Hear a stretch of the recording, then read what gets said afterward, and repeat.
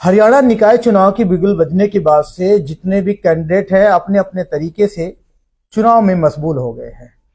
जिन्होंने 3 महीने पहले विधायक को अपने दमखम दिखाने के लिए, भीड़ बुलाने के लिए मेहनत किए और अब उनकी बारी है कि वो कैसे निकाय चुनाव में उनको पार्टी किस लेवल पर, क्या कि उनको टिकट देती है या फिर वो चुनाव लड़ेंगे। बहुत ज्यादा धर्म संकट में है इस टाइम पे, लेकिन एक इकलौता ऐसे हमारे सामने प्रत्याशी उभर के आ रहे हैं वार्ड नंबर 2 से, नीरज प्रेमी। आपने नाम सुना भी होगा। लोकसभा चुनाव में, विधानसभा चुनाव में अलग अलग पार्टियों के झंडा ढोकर अपने दमखम दिखाए। जहां भी इनको मौका मिला वहां अपने आप को इन्होंने उपस्थिति बढ़िया तरीके से पेश किया। लेकिन जब इनकी अपनी बारी आई तो इन्होंने कहा कि आसपास में देखा कि कोई ऐसा पार्टी इनके माकूल नहीं है जिसके झंडा या जिसके बैनर तले, जिसके टिकट पे ये चुनाव लड़े। तो फाइनली ये डिसीजन इनके और इनके समर्थक ने ये लिया है कि आप इंडिपेंडेंट आ जाओ, आओ मैदान में लड़ो और हम जिता के आपको नगर निगम का पार्षद बनाएंगे। और ये सब जानने के लिए आज हम बैठे हैं, नीरज प्रेमी हैं। तो नीरज भाई, जिस तरीके से देखें चुनाव तो बिगुल बजने के बाद से लोग डोर टू डोर जा रहे हैं, आप ऑफिस में बैठे हैं, यहाँ से क्या रणनीति बन रही है? देखिए, सबसे पहले मैं आपका बहुत बहुत धन्यवाद करना चाहता हूँ और अपने वार्ड नंबर 2 की जनता का बहुत बहुत धन्यवाद जो समय समय पर मुझे आशीर्वाद देते हैं। जैसा कि आपने पहले बोला कि विधानसभा चुनाव में, लोकसभा चुनाव में पार्टियों के झंडे उठाए, आपने अपनी जगह ये बात बिल्कुल सही बोली। अब समय मेरा है, मैं पिछले 6-7 साल से जनता के बीच में एक सेवावृत्ति के रूप में जो सेवा मुझसे हो पाई वो मैंने, मेरे परिवार ने व मेरे साथियों ने मिलकर के हमने ज़्यादा से ज़्यादा करने का प्रयास किया। और आने जितने भी चुनाव बीच में हुए उन चुनावों में अपना पूरा 100% दे करके हमने कैंडिडेट के लिए मेहनत करी, रिजल्ट चाहे जो कुछ भी रहा हो। लेकिन अब बात अब अपने ऊपर आई। अब पार्षद का चुनाव लड़ने की इच्छा जो हमारे साथियों ने जताई थी कि हमारी बीच से कोई पार्षद का चुनाव लड़े, तो उन्होंने मेरे को आगे किया। ये जो फैसला निर्दलीय चुनाव लड़ने का है, ये फैसला मेरे अकेले का नहीं। सबसे पहले एक भारी संख्या में वार्ड में उपस्थित मेरा परिवार है और परिवार के साथ साथ मेरे यारे प्यारे, मेरे समर्थक जो समय समय पर मुझे अपना प्यार और आशीर्वाद देते हैं, वो भी सब मेरे पारिवारिक के हिस्सा हैं। उनकी इच्छा थी कि ये चुनाव हम निर्दलीय इंडिपेंडेंट होकर के लड़े, ये जनता की टिकट पर चुनाव लड़े। चुनाव लड़ने का काम एक कैंडिडेट का होता है, जिताना, हराना, वोट देने का काम जनता का है। तो जनता से बड़ी टिकट कोई नहीं है, जनता की टिकट पर ये चुनाव हम लड़ेंगे। तो कहीं ना कहीं ये फैसला जो लिया जा रहा है वो समय की स्थिति को भापते हुए लिया जा रहा है। देखिए, समय की स्थिति ऐसा कुछ भी नहीं है, हमारी तो तैयारियां पहले से थी जी। ये तो आप भी एक न्यूज चैनल चला रहे हो और एक समझदार व्यक्ति हो। अब आपने भी देखा होगा कि भाई एक इतना कम समय जी, लेकिन वोटिंग के बाद रिजल्ट का इतना लंबा समय गैप, जी, इतना गैप, क्या जरूरत थी?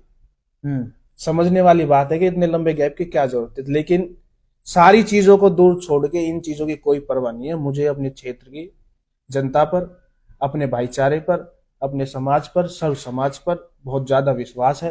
मुझे पता है कि वो खरे उतरेंगे और इस चुनाव को जीतने का काम करेंगे। नीरज जी, थोड़ा सा अब आपसे और इंटरेस्ट बढ़ता जा रहा है बात करने के लिए, क्योंकि आपके विधानसभा में अगर कहूं या इस एरिया में जहां आप रहते हैं, बहुत चेहरे देखे हैं और वो दिग्गज नामी ग्रामी चेहरे देखे हैं जिसके लिए आपने काम किया।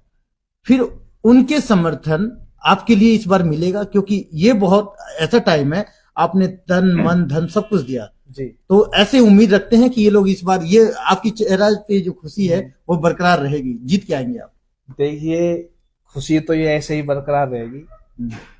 एक प्यार और आशीर्वाद बहुत बड़ी चीज होती है जो मेरे साथ जनता का है। और रही बात कि भाई जिनके लिए हमने काम करा कि वो अब हमारे लिए काम के, वादे तो बहुत बीच में हुए जी, अब उनको भी देखा जाएगा, परखा जाएगा।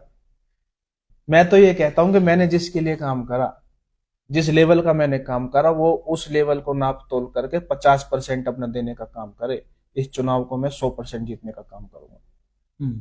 चाहे वो मैंने विधानसभा में काम करा हो, चाहे वो मैंने लोकसभा में काम करा हो, मुझे सिर्फ उस माध्यम से वो नापे और मुझे सिर्फ अपना 50% देने का काम करे जहां पर मैंने 100% दिया है। बहुत अच्छा माहौल बनेगा। अभी तो लगभग ये समझा जाए कि आज से स्टार्टिंग हुई है। अभी सारी टीम, सब चीज, मामला बिल्कुल फिट हो चुका है, सब तैयार है, सारी प्लानिंग हो चुकी है, बढ़िया मजबूती से चुनाव लड़ेंगे। तो आप अपनी तैयारी में मजबूत है, अपनी तैयारी बिल्कुल चल रही है। बिल्कुल बिल्कुल बिल्कुल, तो एक 100%। छोटा चुनाव है लेकिन दमदार असर होता है इसमें, जी, अगर जी। देखें तो लेकिन ये देखना है कि आप जब लोगों को अपने समर्थन दिखाते थे, अपनी शक्ति प्रदर्शन दिखाते थे, तो क्या वो शक्ति प्रदर्शन ये जो 10-15 दिन का टाइम है इसमें जी। दिखेगा? बिल्कुल दिखेगा। हम्म, आपको मौका मिलेगा, आपको दिखाने का मौका देंगे। मुझे पूरा विश्वास है अपने साथियों पर, एक एक साथियों पर पूरे दिल से मुझे विश्वास है। और जब से चुनाव की डेट हुई है, मैंने किसी के पास, अपने टीम के साथी के पास कोई फोन नहीं करा। सारे साथी इंतजार में थे कि कब चुनाव की तारीख आवे, कब चुनाव की घोषणा होवे।